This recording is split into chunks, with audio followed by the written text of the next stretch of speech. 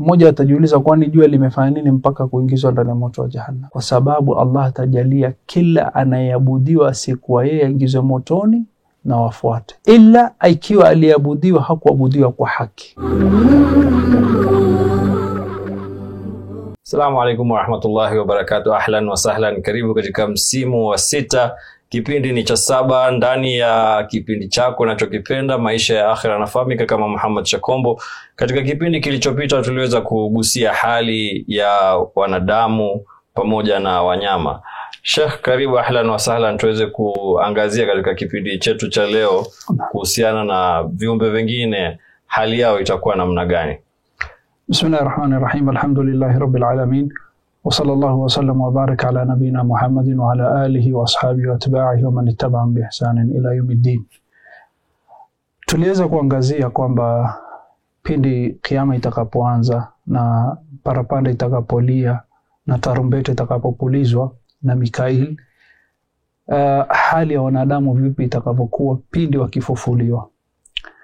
Na wanadamu pindi wakija wataona ardhi si ile ardhi ambayo waliozoea. Ni hali ya kushtua ukiona hali ya viumbe vile vitakavyokuwa.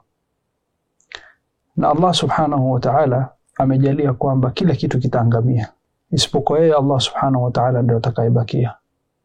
Kullu shay'in halikun illa wajha. Sasa yote tunayoona yataangamizwa. Tuanze na majabali. Naam. Watu walitaka kujua baada ya kufufuliwa majabali itakuwa vipi. Allah subhanahu wa ta'ala alijibu swali hili katika sura Taha.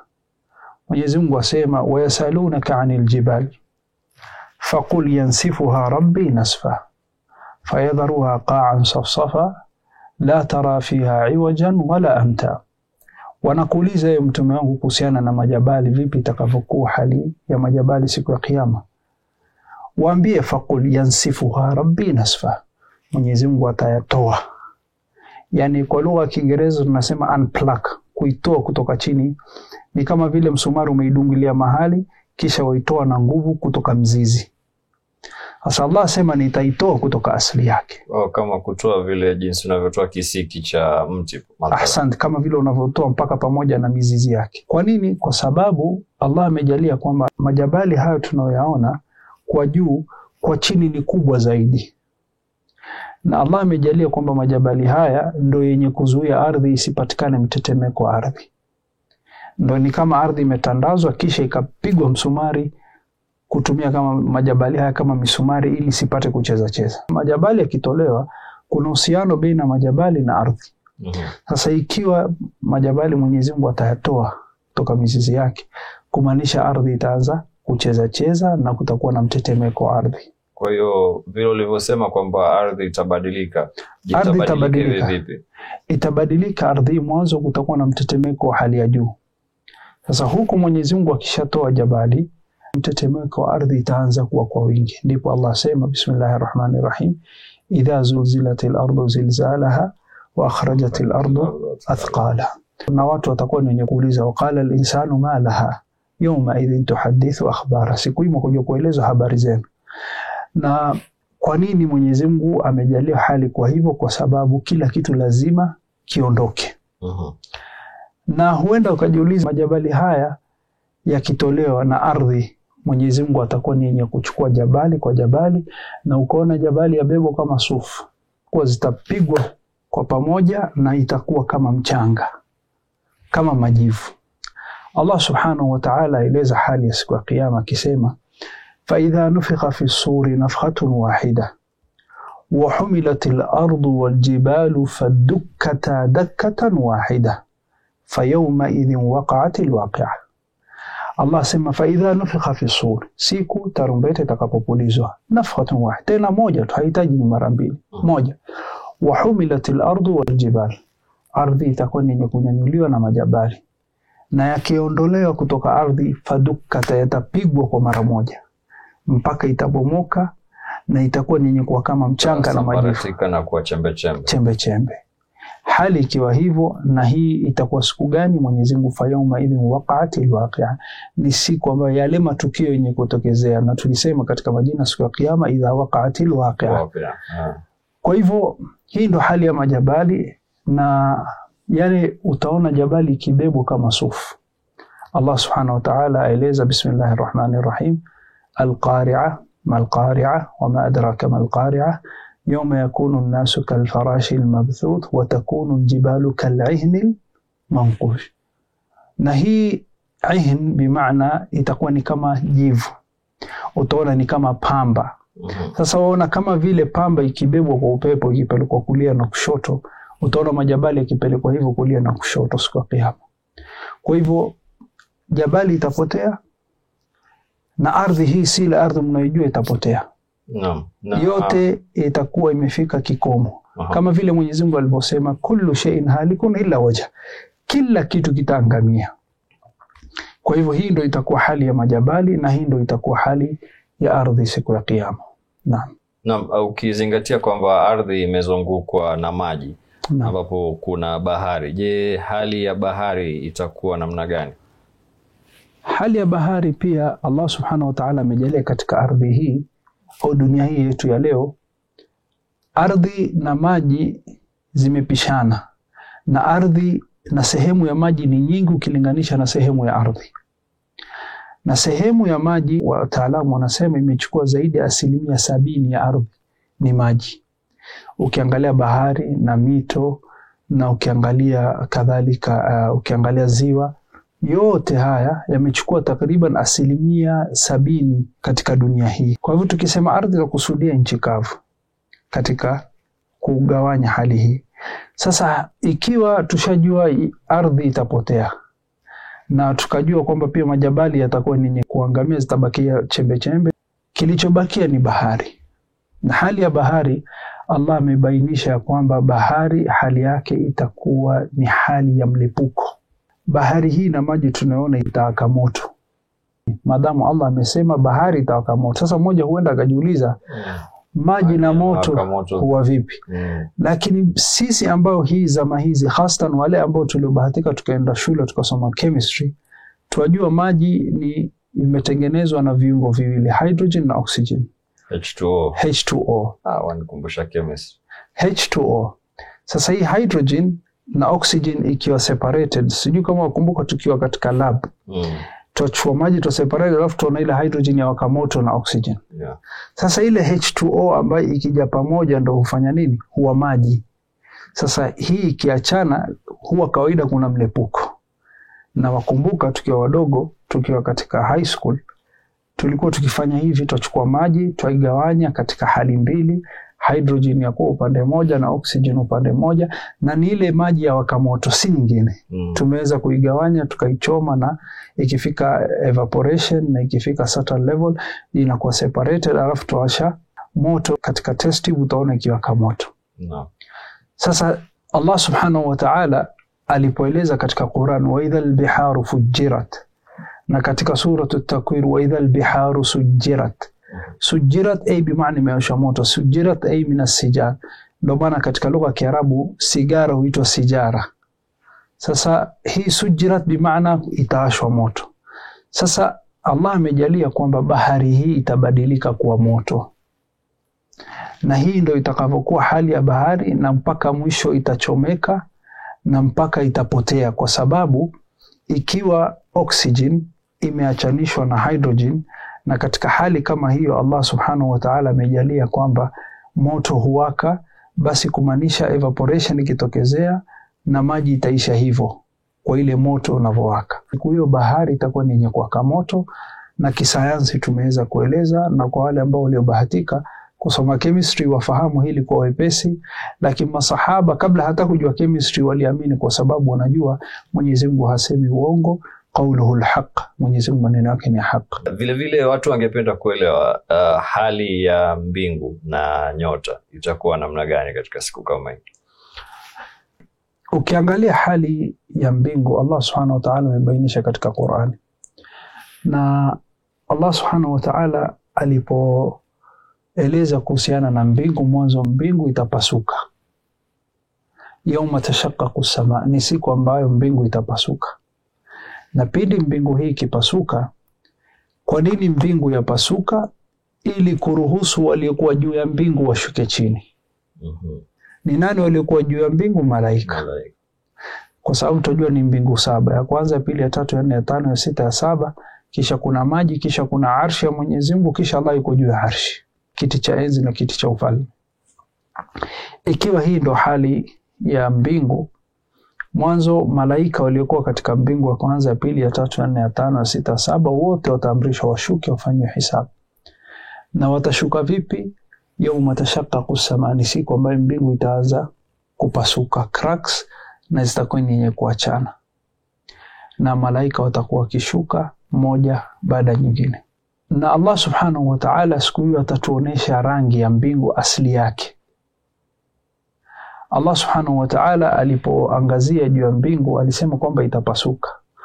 Na nataka nikupe hali vile namna itakavyokuwa siku ya kiyama katika suratul Infitar. Mwenyezi Mungu asema Bismillahirrahmanirrahim, idha as-samaa'u fatarat wa idha al-kawakibu intatharat wa idha al-biharu fujjirat wa idha al-quburu bu'thirat alimat nafsun ma qaddamat wa akharat. Allah sema mbingu itakuwa ni yenye kupasuka, na juu yake nyota zitakuwa ni yenye kuanguka, na bahari itakuwa ni yenye kulipuka na kuwaka moto, na watu watakuwa ni wenye kutoka makaburini kufufuliwa. Siku hiyo ndo ya wasubiri kila mmoja ajue ametanguliza lipi siku ya kiyama. Na hii ni miongoni mwa sifa ya mbingu vile itakavyokuwa siku ya kiyama.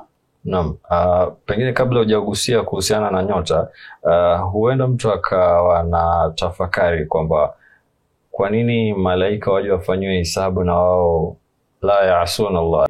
Kabla hujajibu hilo, wacha tuchukue mapumziko, tutarudi uweze kutuangazia kwa undani inshallah. Barakallah. Naam, upo ndani ya kipindi Maisha ya Akhira, usiende mbali, tunarudi baada ya muda mchache.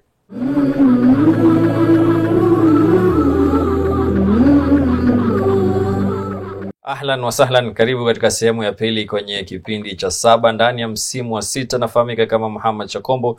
Kabla ya mapumziko tuliweza tu kugusia kidogo kwamba katika siku kama hii kwamba mbingu itapasuka ili viumbe waliopo juu waweze kufanywa hisabu. Na kwa ufahamu wetu kwamba waliopo juu viumbe ni malaika. Na kwa mafundisho ya kidini kwamba malaika wao humtii Allah. Kwa nini watakuwa wanafanyiwa hisabu? Bismillah, alhamdulillah, thanau lillah wa salatu wassalamu ala rasulillah, ma ba'd. Lazima tutofautanishe baina malaika kuhudhuria siku ya kiyama katika saidi yaum al-qiyama na wao kufanya hisabu. Kwa sababu malaika wataulizwa, mathalan baadhi ya watu walikuwa wakiabudu jini. Kisha siku ya kiyama wataulizwa, mlikuwa muabudu nani? Watasema tulikuwa tuabudu malaika. Sasa malaika wataulizwa, hao wanaabudu nyinyi? Watatoa jawabu. Katika hali nyingine, mathalan kuna malaika wamepewa majukumu, mathalan malaika ambao walioandika mema na maovu tunayoyafanya. Siku ya kiyama Allah subhanahu wa ta'ala atampatia mja rekodi yake, angalie yale yaliyoandikwa. Kisha ataulizwa, malaika hawa wamekudhulumu ama yale yaliyomo katika haya rekodi ama yaliyoandikwa ni vile vile walivyoona, ama kuna mema wamesahau kuandika ama kuna ovu wamekusingizia. Sasa yule mja akiwa mja mwema, akiwa muungwana, atasema ukweli. Kwa hivyo malaika wamepewa majukumu, ama kufanywa hisabu na kuulizwa, labda kile kwa juujuu kuulizwa hawa walikuwa wakiabudu nyinyi, lakini kusema kwamba watafanywa hisabu kama mwanadamu sijui hapo. Allahu a'lam. Wajua kwamba wataulizwa tu. Imekuja katika hadithi ya Abdullah ibn Amr ibn As, Allah atauliza, malaika wangu wamekudhulumu, wameandika yale ambayo yasiyomo. Kuna mema uliofanya hawakuandika, kuna ashari uliofanya wamekusingizia wakaandika. Lakini Allah subhanahu wa ta'ala atafunga mdomo wa mja kama yosema uongo, al-yawma nakhtimu ala afwahihim wa tukallimuna aydihim wa arjuluhum. Sasa mikono yatazungumza na miguu yatazungumza, bali ngozi itazungumza. Waqalu lijuludihim lima shahidtum alaina, qalu antaqana Allahu alladhi antaqa kulla shay. Watakuwa ni wenye kuwalaumu ngozi zao, nyinyi kwa nini mtushtaki? Tulikuwa tuwatetea nyinyi ili msichomwe. Asema Allah ndo ametuzungumzisha akatunenesha. Malaika hawa watahudhuria, na malaika hawa ni maasumina, hawafanyi madhambi. Na malaika hawa hufanya vile walivyoamrishwa. Na hivi ndo ilivyokuwa hali ya malaika, na watahudhuria, na Allah subhanahu wa ta'ala amejalia kwamba siku hiyo watahudhuria mahali ambapo wanadamu wako. Na Allah subhanahu wa ta'ala atajalia kwamba mbingu itapasuka na wao watashuka. Na siku hiyo kwa mara ya kwanza watu wataona mbingu kwa rangi yake ilivyokuwa. Watu hivi sasa waona katika rangi ya samawati, blue. Lakini hakika ya rangi ya mbingu si blue. Ni rangi ya wardi, rose. Kama nyekundu pinki hivi kama rose. Allah subhanahu wa ta'ala asema فَإِذَا انشَقَّتِ السَّمَاءُ فَكَانَتْ وَرْدَةً كَالدِّهَانِ. Allah subhanahu wa ta'ala asema siku ikipasuka mbingu itakuwa rangi yake rangi ya wardi, rangi ya rose, nyekundu, pinki. Hasa ulama wakaulizana, mbona tukiwa duniani tunaona rangi yake ni blue? Ulama wakajibu wakasema si kila unachoona katika rangi yake ndio ilivyo vile ilivyo. Wakatoa mfano wa watu weupe, mishipa yao huonekana ni green. Lakini ukipasua mshipa utoka nini? Red, nyekundu. Si kila unachoona huwa vile ilivyo. Na wakatoa mfano wa mishipa vile ilivyo. Sasa jawabu ikatoka hivyo. Na sisi bila hata ulama kutuambia hivyo tuamini Mwenyezi Mungu vile alivyotuambia. Ama katika hali vile itakavyokuwa, Allah Subhanahu wa Ta'ala asema juu ya ardhi na mbingu, yawma tubaddalu al-ardu ghayra al-ardi was-samawat. Ni siku ardhi itabadilishwa, haitakuwa vile mnavyojua na kuitambua. Na ni siku mbingu itakapobadilishwa, haitakuwa vile mnavyoitambua. Hali itakuwa ni tofauti.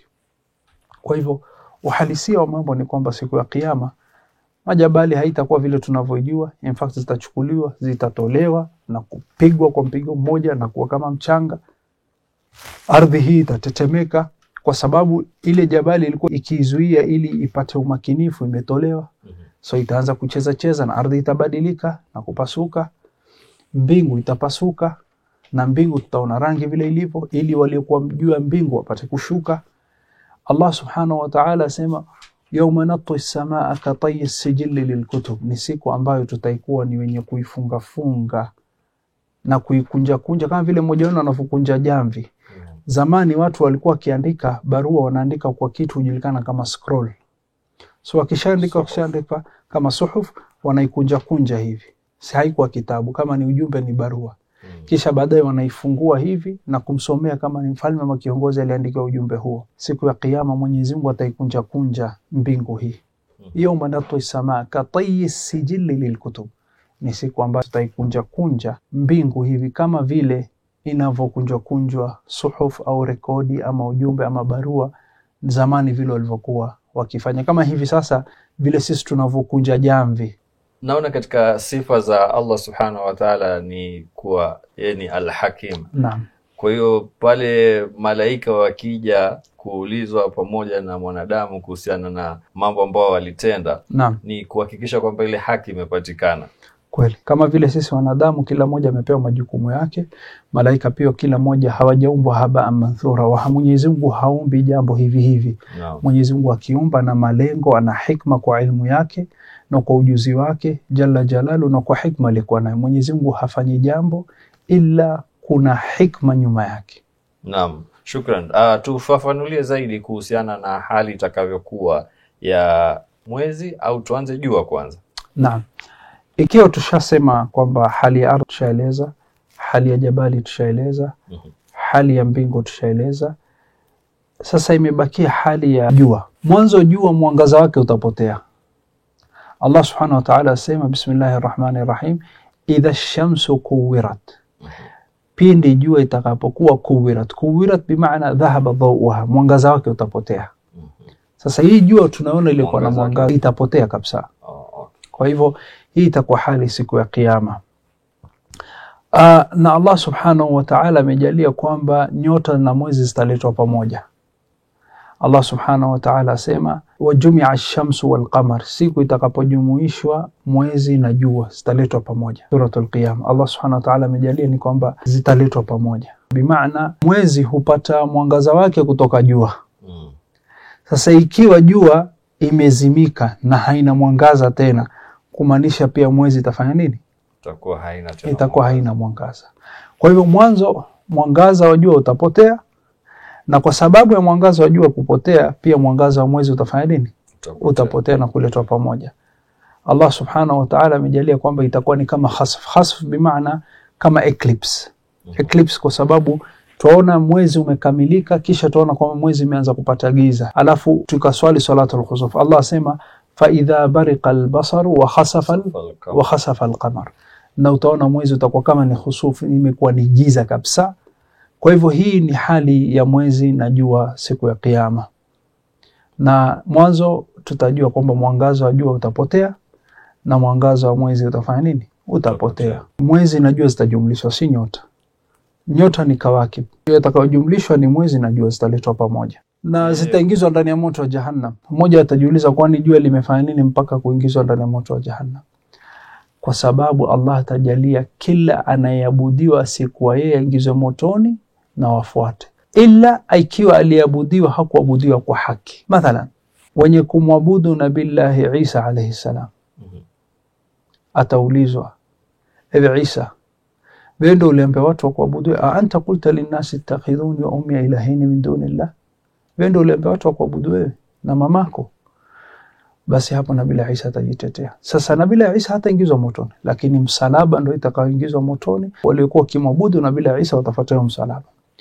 Waliokuwa kiabudu jua, jua itaingizwa motoni, na waliokuwa kiabudu jua ataambia fuateni Mola wenu na Mungu wenu uliokuwa mkifanya nini? Mkimwabudu.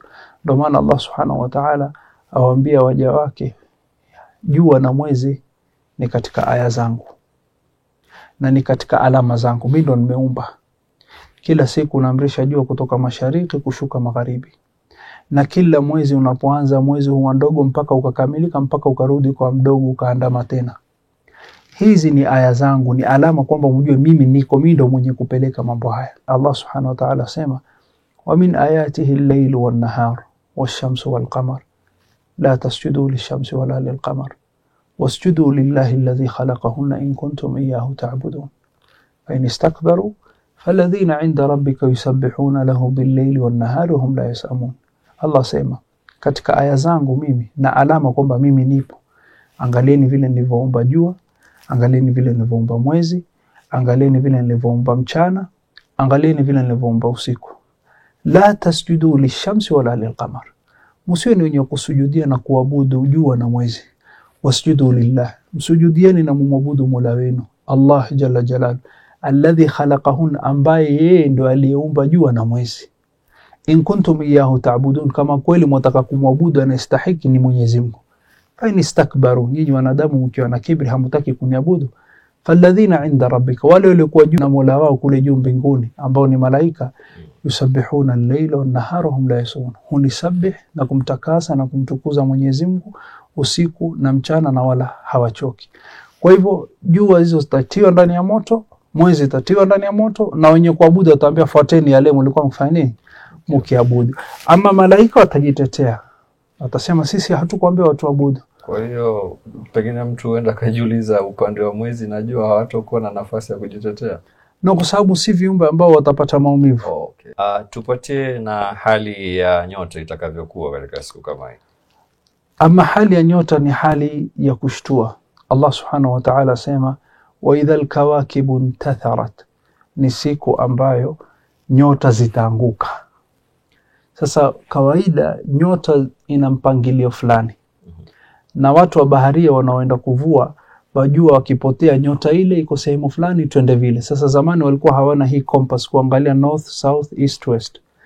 Njia walikuwa wakitumia ni alamat. Hizi nyota ilikuwa ni kama alama, kwa sababu nyota iko sehemu yake haitoki. Sasa ile nyota inakuwa ni kama muongozo, kuongoza katika ardhi na katika bahari pindi mtu anapopotea, kwa sababu hajui mwezi mashariki na magharibi. Ile nyota itamuongoza kujua uko mashariki, uko magharibi, waelekea wapi. Hivyo ndio watu walikuwa kisafiri zamani kupitia nyota. No. Sasa labda sasa kwa sababu compass imepatikana na hivi sasa zama zetu tuna Google Maps, hatuhitaji kupata kujua mambo mengi juu ya nyota. Lakini miaka 20, 30, 40 iliyopita walikuwa watu watumia nyota.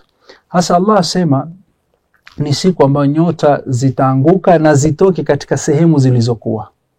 Kwa hivyo nyota zitaanguka, zitatoka sehemu zilizokuwa na mwangaza wake utaisha.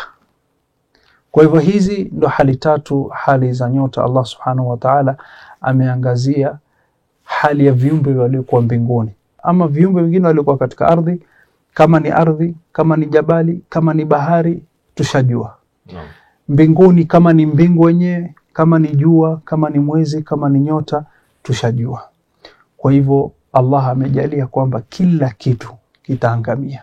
Allah sema kullu shay'in halikun illa wajha, kila kitu kitaangamia isipokuwa yeye Allah atakayebakia.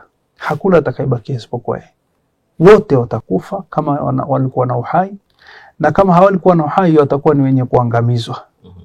Hata wanyama hawa baada ya kufanywa hesabu siku ya kiyama wataangamizwa, watakuwa ni wenye kuamrishwa kuwa mchanga, na tuliangazia katika darasa zilizotangulia. Naam, tukimalizia, shukrani za dhati kwa kuweza kutuangazia kuhusiana na hivi viumbe vingine ambavyo vitahusika katika siku kama hii. Tukimalizia, pengine utupatie matarajio ya kipindi kijacho. Baada ya kuangazia hali ya siku ya kiyama na uzito utakayokuwepo na namna mambo yatakapobadilika, yawma tubaddalu al-ardu ghayra al-ardi was-samawati, tabadilishwa ardhi sivyo mnavyojua na mbingu.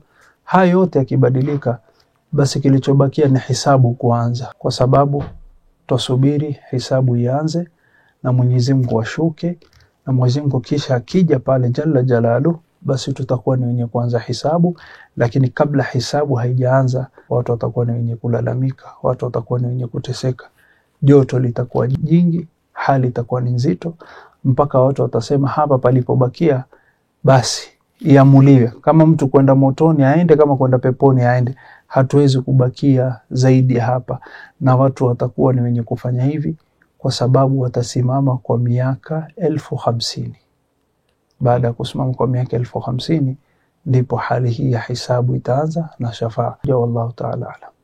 Naam, shukrani za dhati Sheikh kwa kuweza kutuangazia kuhusiana na hali zote hizi ambazo zitakumba viumbe vingine mbali na wanyama na binadamu. Tumegusia kwa hiyo milima, nyota, jua, pamoja na mwezi, na jinsi ambavyo hali nzima itakavyokuwa. Ni hali nzito sana kusema kweli. Unaloliwazia unashindwa utaliwazia kwa kiwango gani hasa. Kitaka kujua uzito haya, rudia katika suratul Infitar. Bismillahirrahmanirrahim. Idha as-samaa'u fatarat wa idha al-kawakibu intatharat wa idha al-biharu fujjirat wa idha al-quburu bu'thirat alimat nafsun ma qaddamat wa akharat. Siku mbingu itakapopasuka, siku nyota zitakapoanguka, siku bahari itakapolepuka, siku watu watatoka makaburini. Katika hali hiyo kila mmoja atajua ametanguliza nini. Ni siku nzito, tusubiri, Allah tusahilishie. Allahumma amin. Allah tufanyie sahali na tuingize katika janna yake inshallah. Amin. Amin. Naam, shukrani za dhati kwa wale wote walioweza kuungana nasi na kuweza kusikiliza kipindi hichi kuanzia awali hadi hapa tunapofika tamati. Mimi nafahamika kama Muhammad Chakobo.